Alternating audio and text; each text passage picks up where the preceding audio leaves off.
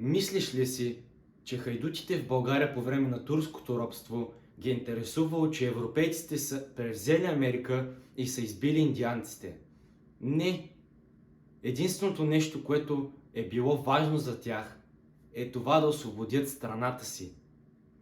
А тогава защо ти се интересуваш от това, какво правят известните личности или хората около теб? Защо тогава четеш или гледаш новини всеки ден? Звучи грубо, но теб изобщо не те засяга това какво се случва по света или с другите хора. Това е нещо, което не можеш да контролираш. Просто няма как да го контролираш. Не можеш да позволяваш на такива неща, например определени новини, да ти влияят психически. Не можеш да позволяваш това да имаш лош ефект върху себе си от гледането на новини или от това да следиш примерно кой на коя дестинация е отишъл, кой с кой е, кой какво яде, кой как тренира. Не можеш да позволяваш на тези неща да ти влияят зле психически. Това е нещо, от което всеки модерен човек страда. Може да си зададеш въпроса, ако и стане нова пандемия, как ще разбера, как ще взема мерки? Ако е толкова сериозно, все ще разбереш от някой познат. Не можеш да се тревожиш за такива неща, защото, както казах, това е извън твоя контрол. Кажи ми какво толкова ще изпуснеш. Например, че Кристиано Роналдо се е развел с неговата приятелка, или пък, откъде да знам, Илон Мъск има пето дете, робот. Какво ще изтървеш толкова от новините? И какво толкова ще изтървеш от социалните медии? Някой твой приятел е отишъл на дискотека и затова се е качил на стори и ти трябва да го гледаш. Не трябва да го гледаш.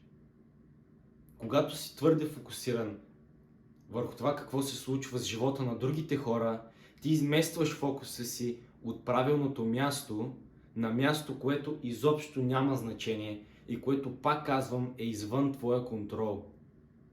Изобщо не те интересува какво правят другите хора около теб, къде ходят. Вместо ти да работиш върху бизнеса си или да учиш за изпитите си, ти си фокусиран върху живота на другите хора. Осъзнаваш ли къде е грешката ти? Надявам се в момента живота ти да не е така и всъщност да използваш социалните медии по правилния начин и да не се интересуваш толкова от новини. Искрено се надявам живота ти да е такъв, защото ако не е, имаш много неща, които трябва да отсееш от него. Най-лошото нещо, което се случва с теб, когато си твърде фокусиран и приемаш твърде много новини, е това, че ти влияе зле психически. Не можеш да позволяваш на неща, които са извън твоя контрол, да ти влияят зле. Например, ще ти дам пандемията от 2020. Толкова много хора се съсипаха, сринаха се психически, само защото по новините всеки ден им съобщаваха колко души са умряли, колко души са се разболели и колко души са вкарани в болница. Това е нещо извън твоя контрол. Не можеш да го контролираш. Затова просто не го гледай, за да не позволяваш, защото това не става съзнателно, да не позволяваш на това нещо да ти влияе подсъзнателно. Защото всъщност ти не осъзнаваш, че дори когато си в социалните медии и гледаш сторита или постове на хора, ти